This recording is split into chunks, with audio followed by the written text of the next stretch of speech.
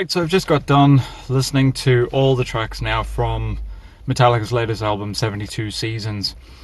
And I've got to say, my opinions haven't changed drastically from what I've already stated when I've covered the first 4 tracks, which is If Darkness Had a Son, Screaming Suicide, Luxy Turner, and the title track, 72 Seasons. The Luxy Turner I thought was kind of standard run-of-the-mill, upbeat, hit the lightsy kind of vibe.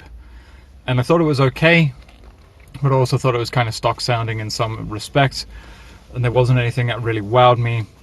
The solo kind of left me feeling quite disappointed. Screaming Suicide had nice lyrics. I think James's vocal performance across the entire record has been pretty good, the actual vocal delivery. But the arrangements and stuff like that just haven't grabbed me. The musicality of the song I don't really feel conveyed the intention of the lyrics very well. There was kind of a mishmash, or a mismatch really, of tonality versus lyrical content. If Darkness Had a Son is, like, for me, one of the most forgettable songs on the record. 72 Seasons I thought was okay. It's probably one of the stronger tracks on the record. And in my opinion, it has the best guitar solo on the entire record. It's not groundbreaking or anything like that, but it's flashes of the old Kirk Hammett in there. Kind of reminds me of something you might hear off of Kill 'Em All, but most importantly, it fits the song, it drives the song, and it takes the song to a level that it otherwise wouldn't have, dynamics-wise. And importantly, kind of sets up the end of the track quite well.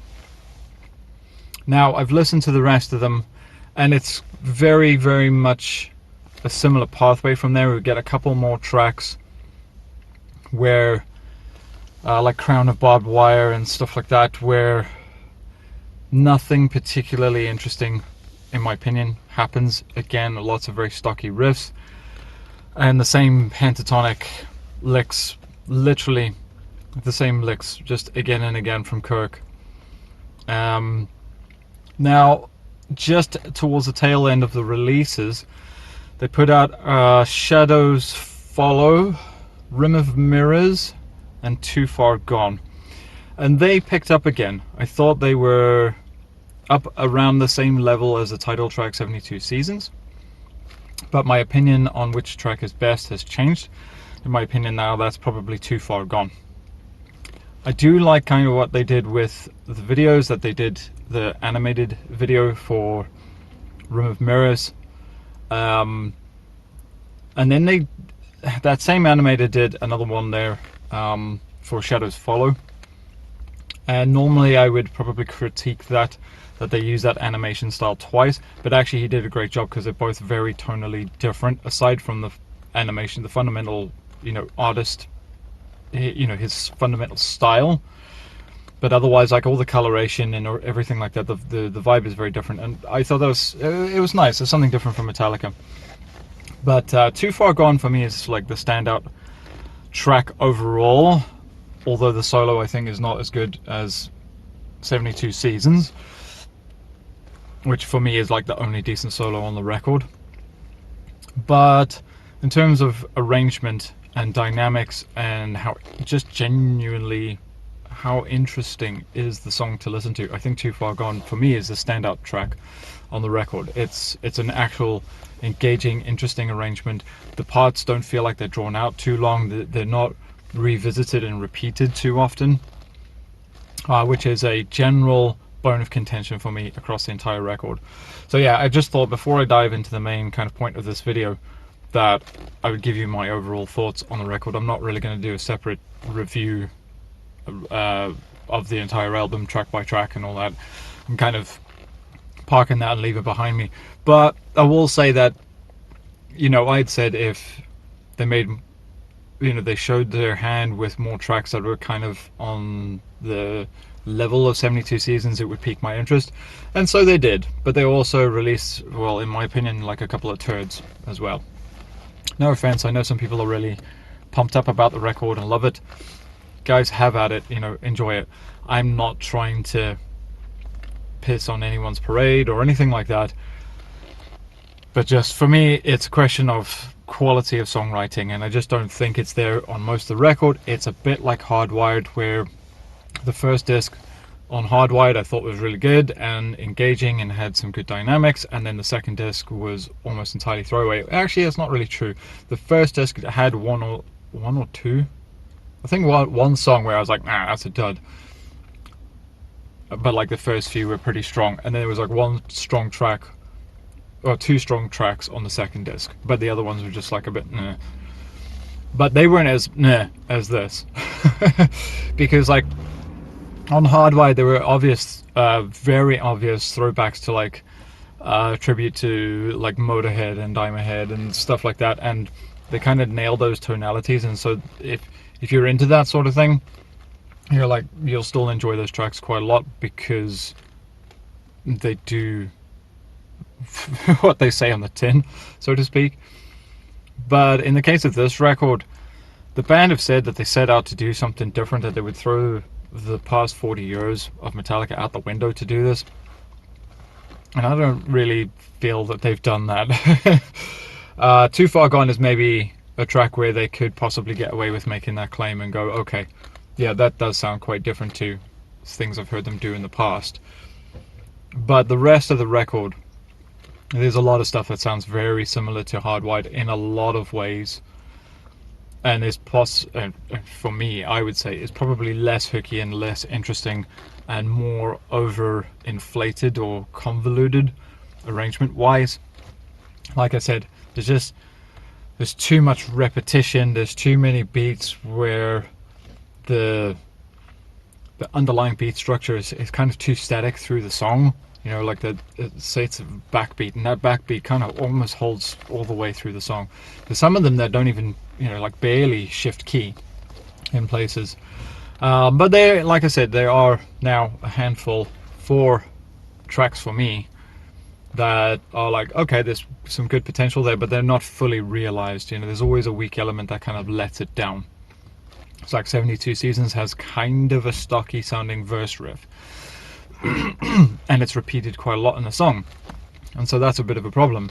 But it has good solo, has some great harmony sections, good vocal harmonies, stuff like that. Room of Mirrors, the back end of the song, where they get into that real like new wave of British heavy metal dual guitar harmony part, that's really cool. That is I really enjoyed that part of the song, and I wish there was more of that sort of thing on the record. But yeah, Too Far Gone for me is like the reason it works is because it's really, really nice, interesting breakups in the drum dynamics, the beat structures, the riff structures, and stuff like that. And it kind of twists and turns quite a lot, and it just keeps the listener engaged more. But again, kind of falls flat on the solo. Which brings me to my point.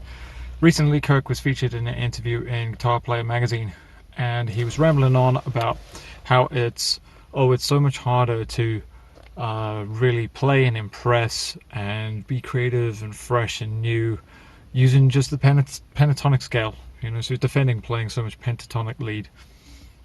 But there was another transgression, I think, which was that, and it was really quite a slap in the face, I think, to the fans, was that he was complaining about playing the Master of Puppets solo again and again and again after 40 years. And, he was saying about how he likes to take risks live and play in the moment and improvise and all these sorts of things. But, at the end of the day, he's got to realize that he's a professional musician, right? He is paid to play and deliver a performance. The purchase, the customer purchasing those tickets, the person who's coming to see the show, they're invested in seeing a particular type of presentation. They've bought into that based on listening to the records and that sort of thing. And yeah, don't get me wrong, I'm sure there's lots of audience members that don't care. There's just about widdly diddly, and they don't really, if it's kind of close, they won't notice fluff notes and this, that, and the rest. But there's also people who know those solos by heart, because the original solos were good, memorable, classic bits of lead work that served the song. And when he goes off-piste and just makes up his own stuff, and some of it is quite nonsensical, and you get all this kind of typical double stop bend type stuff he does from the pentatonic box, and particularly the descending chromatic riffs, and then like when he just sort of looks like he's run out of ideas and just goes to the whammy bar but does nothing like cohesive or particularly beneficial with the whammy bar. He just kind of makes noise, and particularly with the wah, so much wah. Also, I mean, his tone has changed over time. It's kind of got muddy, if you ask me. It's like got muddier and muddier as it's gone on. He would argue that it's probably a warmer sound. And if he were playing in a blues band, that would be fine. But you know what? We didn't come to see blues. We came to see Metallica. And yeah, they may not be the world's preeminent thrash band anymore, but it is still metal. And especially those classic tunes, that is thrash metal, textbook thrash metal. And so we don't really want to see blues. We haven't paid to come and see blues, right? Now he goes on and on about making excuses about, like sweep picking, like who needs it and all this sort of thing. The only decent players, as far as he's concerned, that are sweeping are Satriani and I think Vai and Paul Gilbert or something like that. He had this sort of short list of 3 or 4 players that he cited. Look, the thing is, we're not expecting him to just turn up and be like the most dazzling technician. He was never the most dazzling technician. He had some good chops, but he was never on the level of, say, Marty Friedman in technicality-wise, or Paul Gilbert, or Steve Vai, or any of those guys. Frankly, they're in a different league. However, there is respecting the source material and serving the song, fundamentally. And when he does this bluesy pentatonic stuff, he's not the best at it. I'm sorry, he just isn't. Listen to Stevie Ray Vaughan. If you want to hear the blues pentatonic box played great, that's the guy you go to. But he plays blues, and it belongs in the blues. Kirk Hammett, he's just not doing that. He's not contributing to the songs, I feel. And don't forget, there was that fiasco with Hardwired where he lost his phone and forgot all the riffs. Like, if your riffs are good, you'd remember them. They'd be catchy and you'd remember them. Second of all, if you're approaching it like a professional, you wouldn't just have it on your phone. You'd, have it on your phone maybe for a while, and then you'd back it up and stuff, so you wouldn't have lost all the work.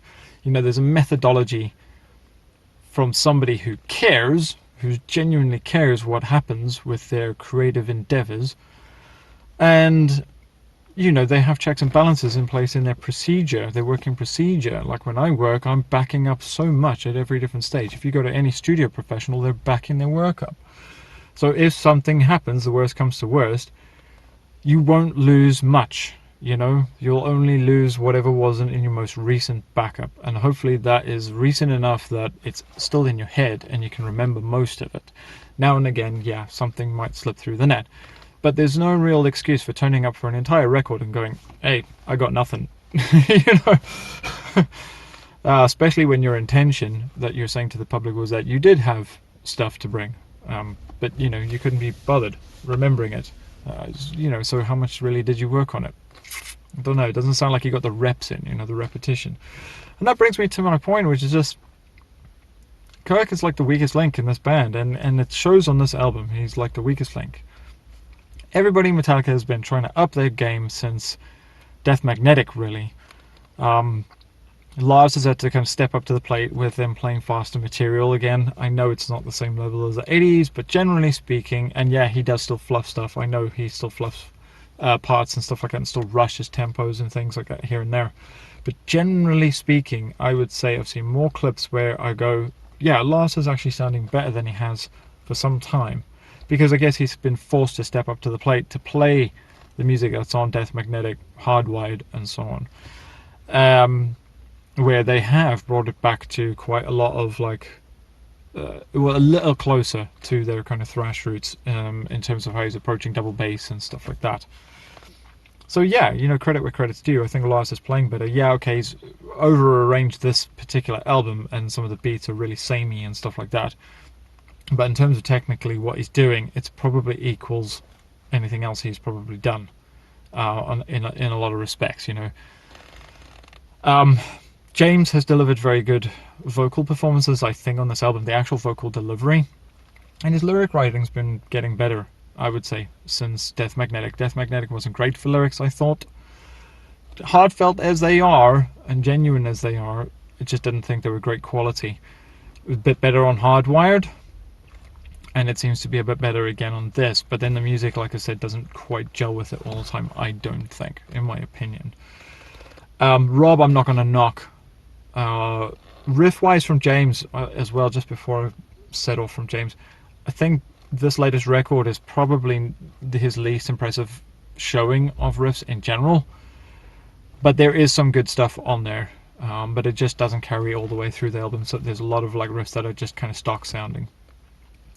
But yeah, I mean, like I said, 72 Seasons is probably a good example. The verse riff is kind of stock. And there's a lot of that through some of the mid-tempo songs. But there's some good dual guitar harmony type stuff and some good moments on there.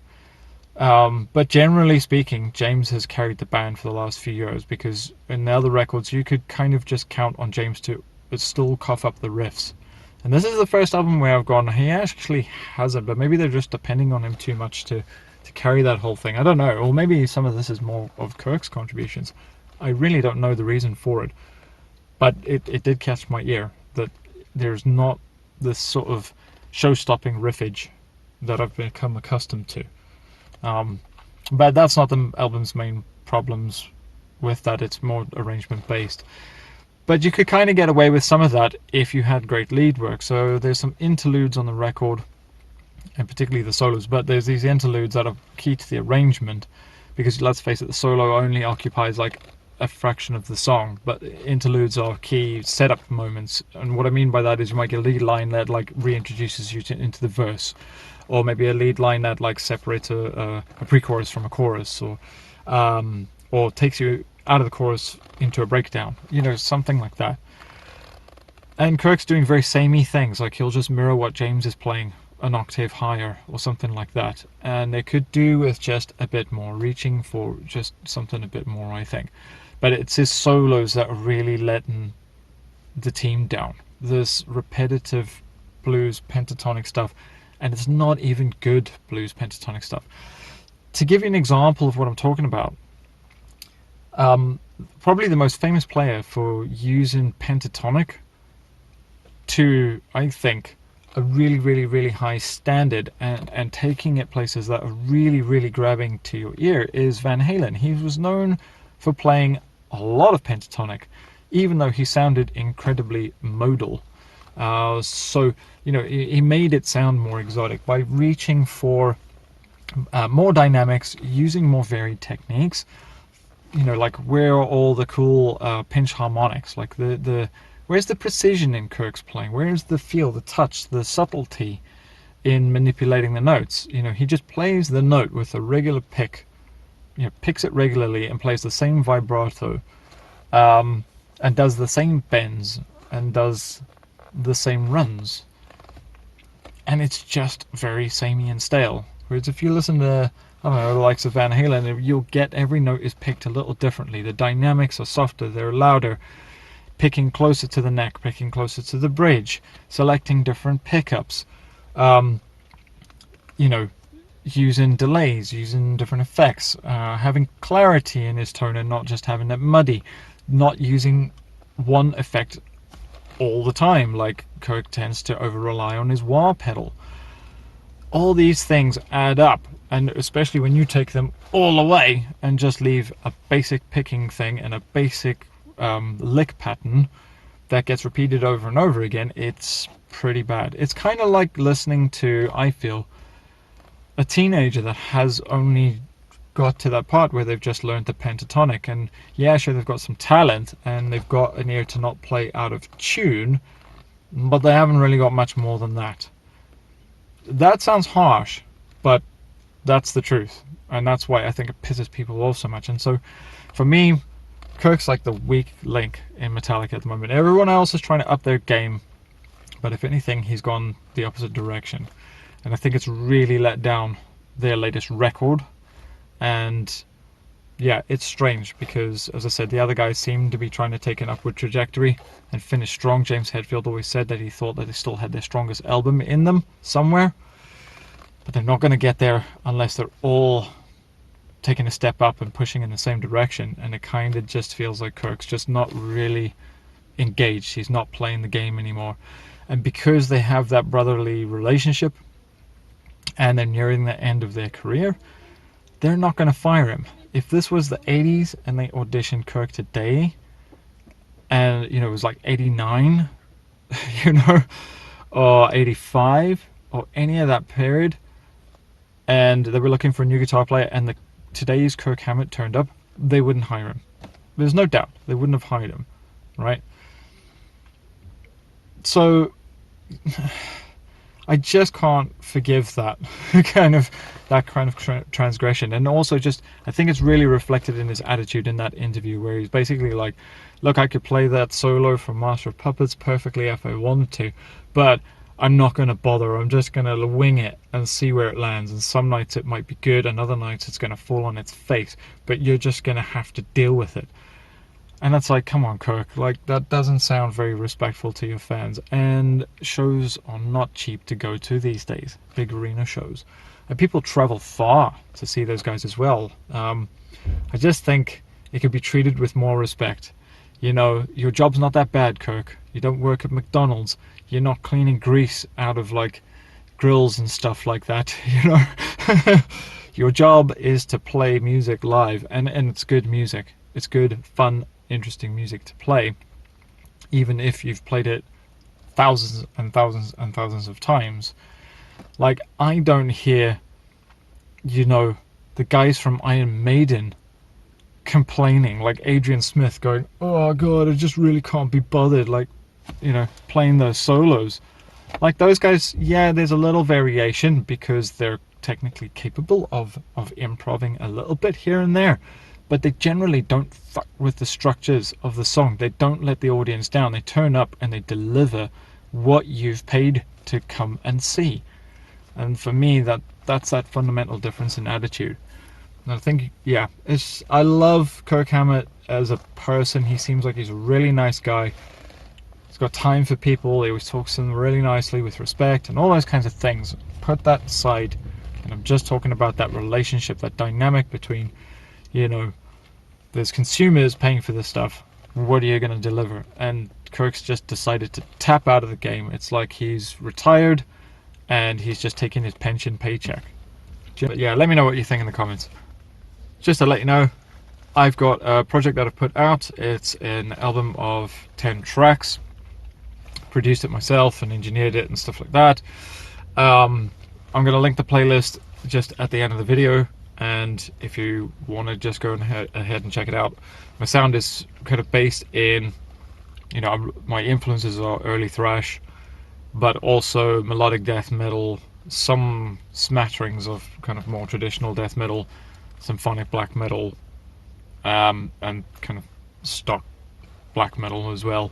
But I have a big mishmash of influences like Strapping Young Lad and that sort of stuff as well, and I don't know, Machine Head, early era Machine Head, and that sort of stuff. So yeah, do go check it out. Stick a pair of headphones on so you do it justice, because YouTube, your phone speaker is just not going to handle the low end, and you'll miss half of what's going on in the record. But yeah, if you want to check it out, leave a thumbs up, like, share, subscribe, do all those good things. It helps the channel a lot. But if you've stuck around this long to the end of the video, thanks very much. I really appreciate that. Take care. Bye bye.